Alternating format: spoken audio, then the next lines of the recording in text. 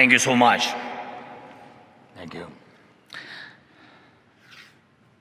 The people of the United Kingdom and their honorable representatives, all the people of England and Scotland, of Wales and Northern Ireland, of all the lands which have been home to brave souls since Europe came into existence. I have come here and stand before you on behalf of the brave, on behalf of our warriors who are now in the trenches under enemy artillery fire, on behalf of our air gunners and every defender of the sky who protects Ukraine against enemy aircrafts and missiles, on behalf of our tank men who fight to restore our Ukrainian borders, on behalf of our conscripts who are being trained now, including here in Britain. Thank you, Britain.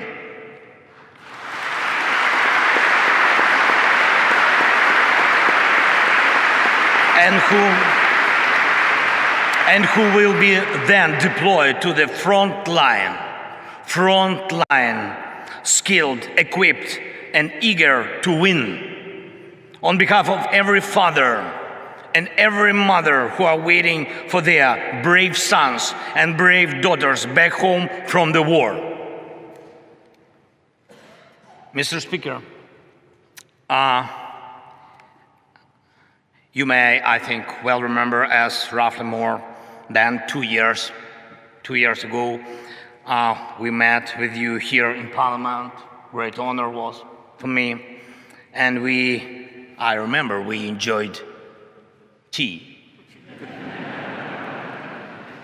We talked, of course, talked a lot about our people and about our countries, about the British and Ukrainian political traditions. Mr. Prime Minister Rishi, when we had our meeting earlier today, and I said to you that I will tell a story in my address to the Parliament, and a story about my feelings on my first visit to London as President in autumn 2020. The program was packed. Royal Highnesses William and Catherine, and Buckingham Palace, and aircraft carrier of the Royal Navy, the Westminster, of course, Downing Street, and of course, the war rooms. And there is an armchair in the war room, the famous Churchill's armchair, and a guide smiled and offered me to sit down on this armchair from which war orders had been given. And he asked me, how did I feel? And I said that I certainly felt something. But it is only now that I know what the feeling was. And all Ukrainians know it perfectly well too. It is the feeling of how bravery takes you through the most unimaginable hardships to finally reward you with victory.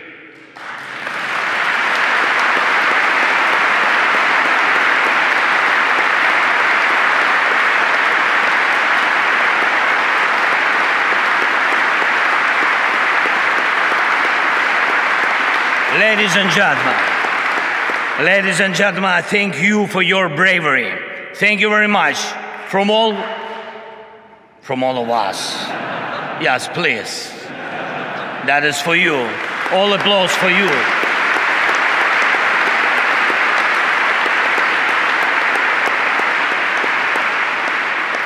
London has stood with Kyiv since day one. From the first seconds and minutes of the full-scale war, Great Britain, you extended your helping hand when the world had not yet come to understand how to react. Boris, you got others united when it seemed absolutely impossible. Thank you.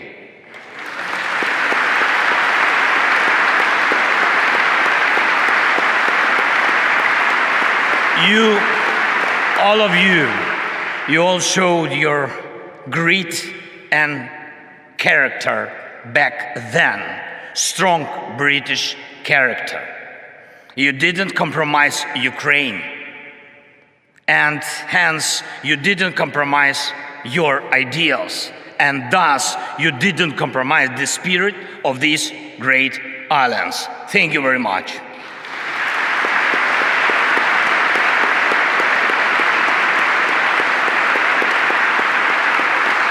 And of course, everybody understands that our countries knew absolutely different times. Our nations defended freedom in the Second World War.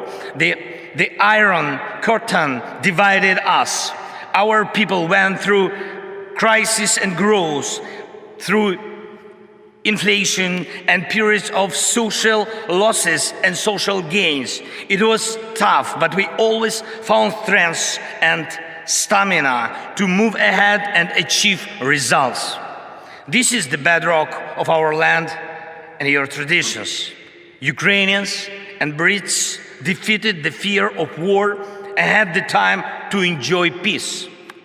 No matter what we encountered on different stages of our and your formidable history, and you and us and the whole mankind achieved similar result. Evil lost.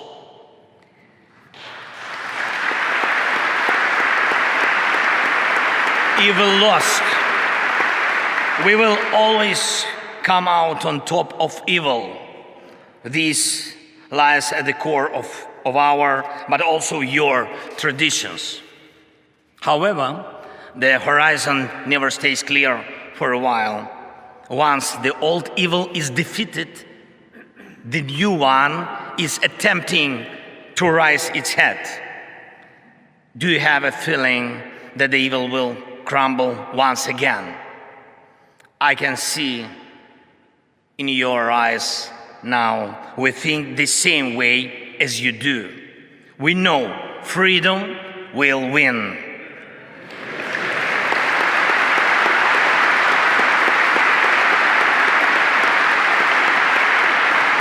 We know Russia will lose. And we really know the victory will change the world. And this will be a change that the world has long needed. The United Kingdom is marching with us towards the most important victory of our lifetime. It will be a victory over the very idea of the war. After we win together, any aggressor, it doesn't matter, big or small, will know what awaits him if he attacks international order. Any aggressor who will try to push the boundaries by force, who will inflict destruction and death on other peoples, who will try to endure his dictatorship at the expense of other people's blood in criminal and unprovoked wars, as the Kremlin does. Any aggressor is going to lose.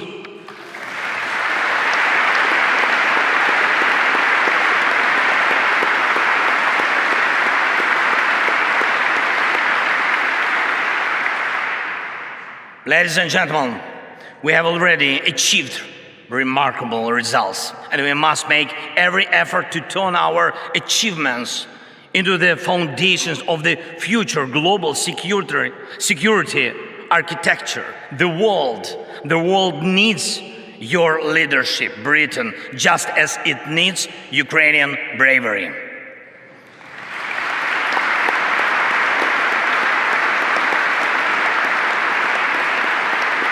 When the full-scale invasion began, we, together with you, Britain, and United States and other allies, formed a true coalition of friends.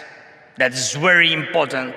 You were among those very few who had helped before the large-scale invasion began, exactly as it will be necessary every time in the future to prevent aggression from happening. Your help was preventive. We must take these principles of preventive aid to those who are threatened with aggression, and preventive sanctions against those who threaten aggression as basic principles of the world anti-war policy. We created a coalition of NLAW. Thank you. Of NLAW and Javelin that stopped the advance of the Russian army from the first day of the invasion.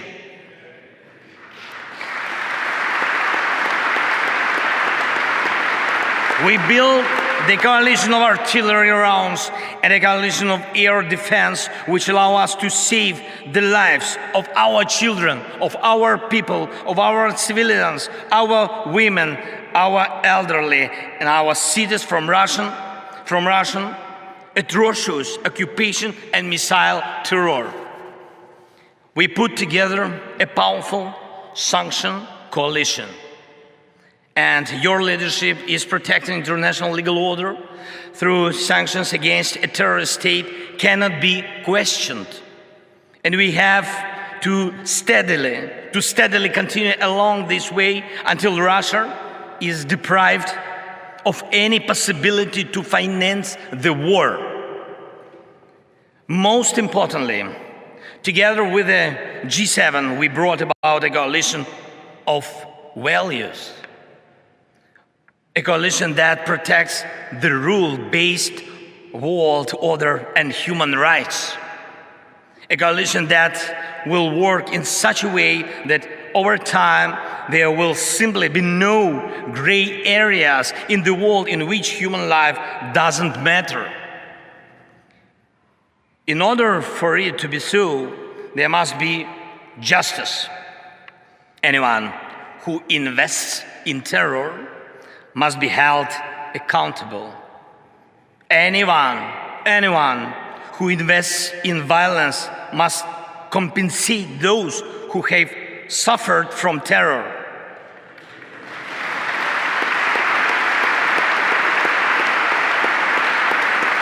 Terror, aggression, or other forms of state violence. Our proposals for the creation of a special tribunal for the crime of Russian aggression against Ukraine and special compensation mechanism which will compensate war losses at the expense of Russian assets are based on such principles. Justice is one of 10 elements of the peace formula proposed by Ukraine and supported by Britain. I thank you for your readiness to invoke the formula. Thank you, Prime Minister. Thank you very much.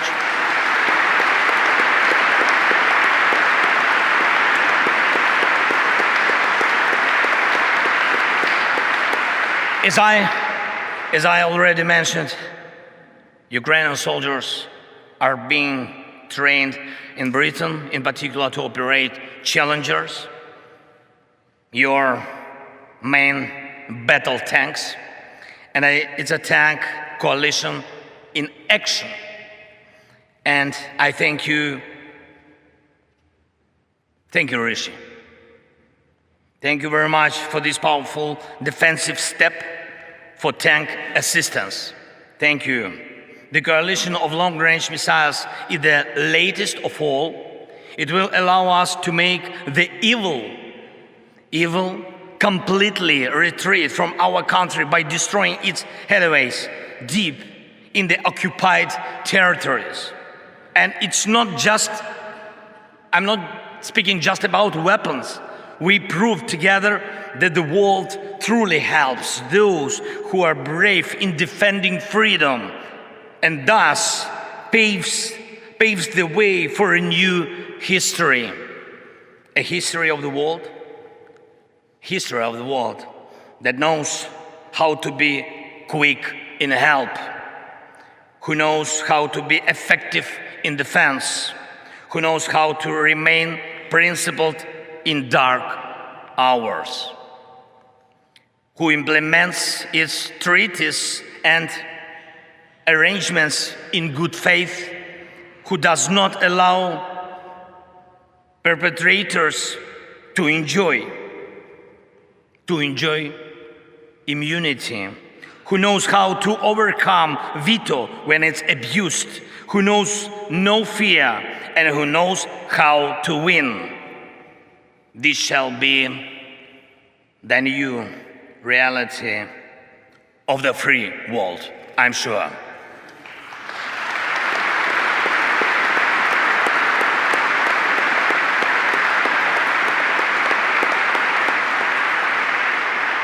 However, evil is still around today, and the battle continues. Yes, we know how it's going to end and how we are going to feel on the day victory comes. Every day we continue to pay with lives, pain and tears for bringing victory closer, with the lives of our people, our heroes, whom we lose in battles, with the lives of our heroes who take life and death risks every day to save as many of our soldiers and civilians as possible. And today I will have the honor to be received by His Majesty the King. It will be a truly special moment for me, for our country. And in particular because I will convey to him from all the Ukrainians the words of gratitude for the support His Majesty showed to them when he was still the Prince of Wales. And I also intend to tell him something that is, I think that is very, very, very important, not only for the future of Ukraine, but also for the future of Europe. In Britain, the king is an Air Force pilot. And in Ukraine today, every Air Force pilot is a king.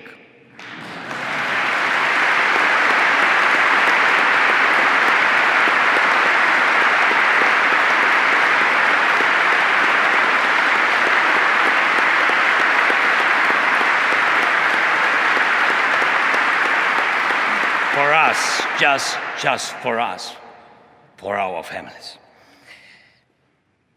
Because they are so few, they are so precious that we, the servants of our kings, do everything possible and impossible to make the world provide us with modern planes to empower and protect pilots who will be protecting us. And I'm proud of our Air Force. And I brought a present from them to you, Great Britain. Yes, please, open please. Yes. Yes. To the speaker. Give speaker.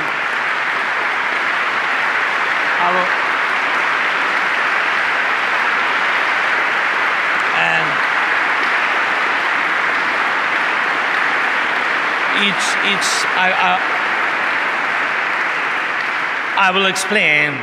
It's the helmet of a real Ukrainian pilot. He is one of our most successful aces, and he's one of our kings. And the writing on the helmet reads, "We have freedom, give us wings to protect it."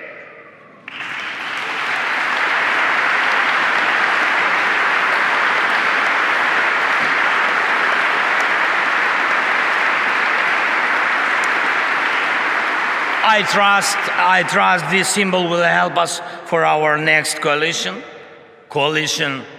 of the plains, and I appeal to you and the world with simple and yet most important words: combat aircrafts for Ukraine, wings for freedom.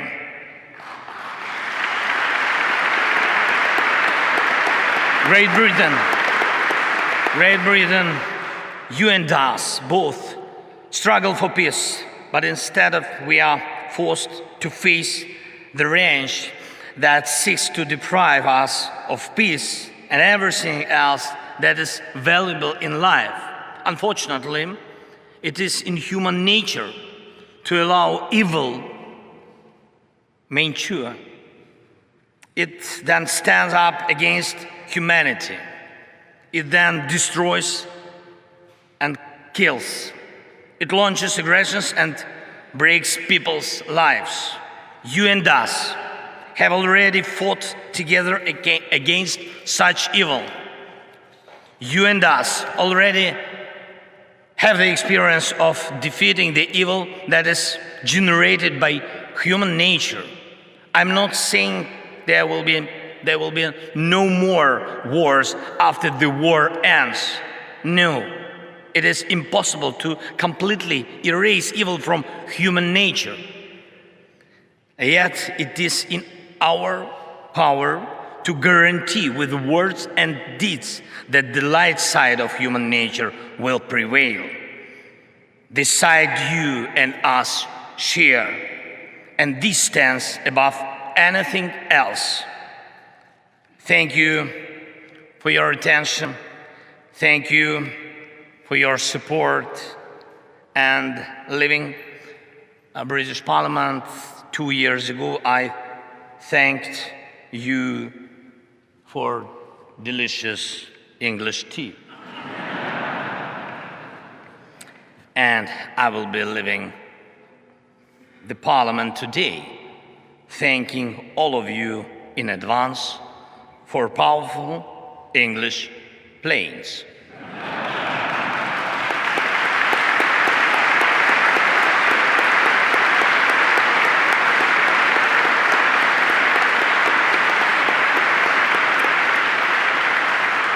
By the way, it's almost 5 o'clock. God bless Great Britain, and long live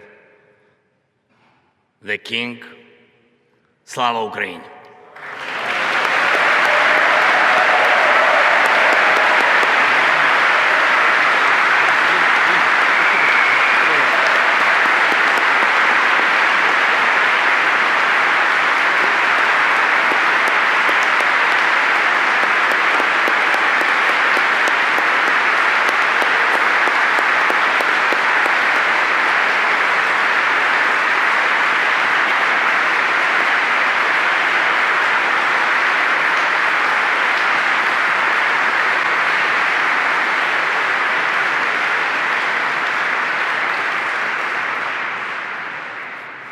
Thank you, Mr. President, for being with us today and for the powerful address that you have just given. The bravery, resilience, and fortitude of you and your people is a great example to all.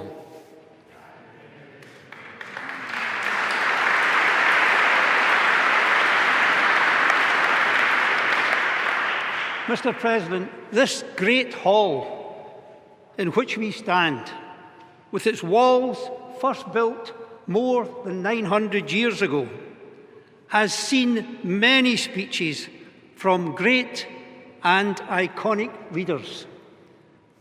Today's event will weave a new panel in that rich tapestry of history. Thank you.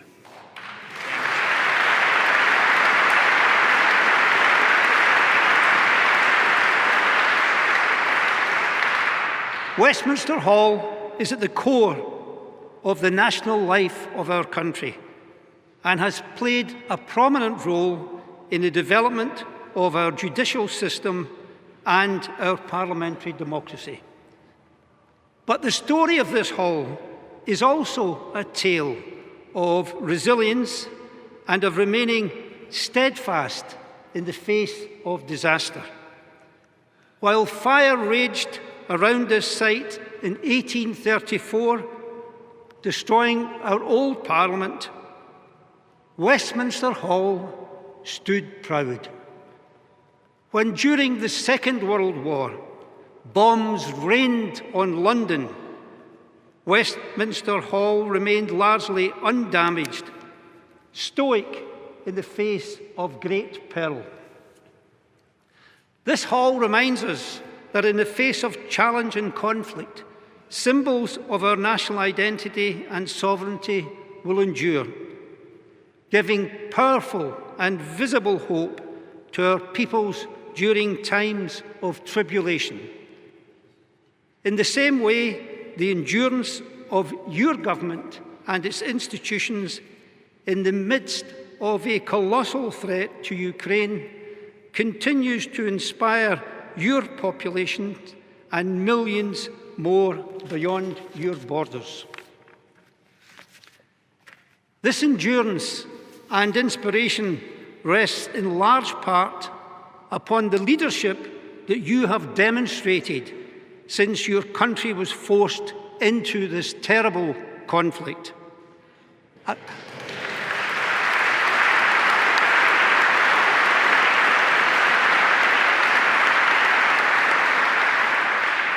Mr. President, a conflict which you did not choose. Effective leadership demands the ability to respond to unpredictable challenges. Mr. President, in the extraordinary situation in which you were placed, visibility was essential. In testing times, leaders must be visible to their people. And from the outset last February, when bombs were falling on Kyiv, you were visible.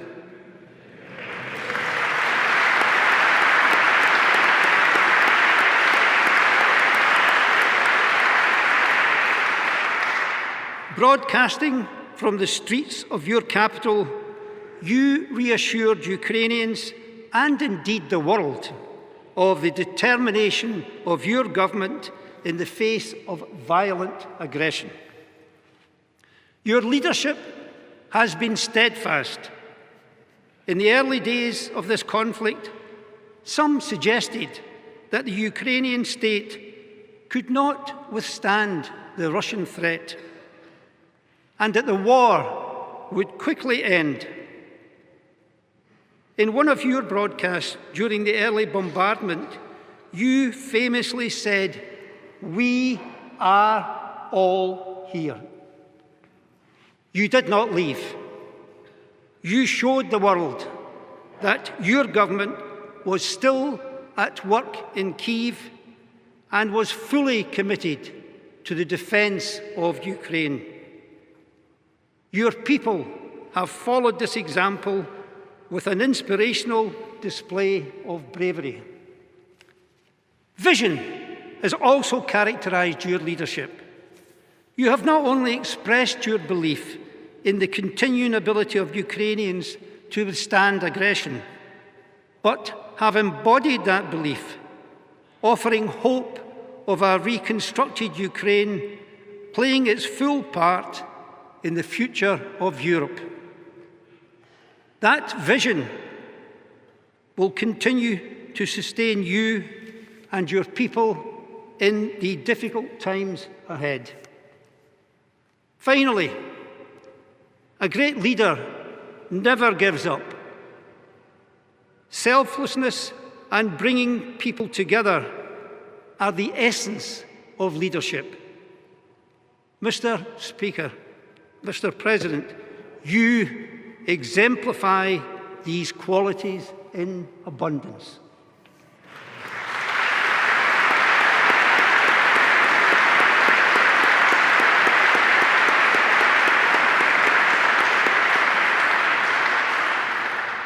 we salute your determination, your resilience, your courage. So let me thank you once again, Mr. President, for your visit today. We wish you and the Ukrainian people success, strength, and fortitude.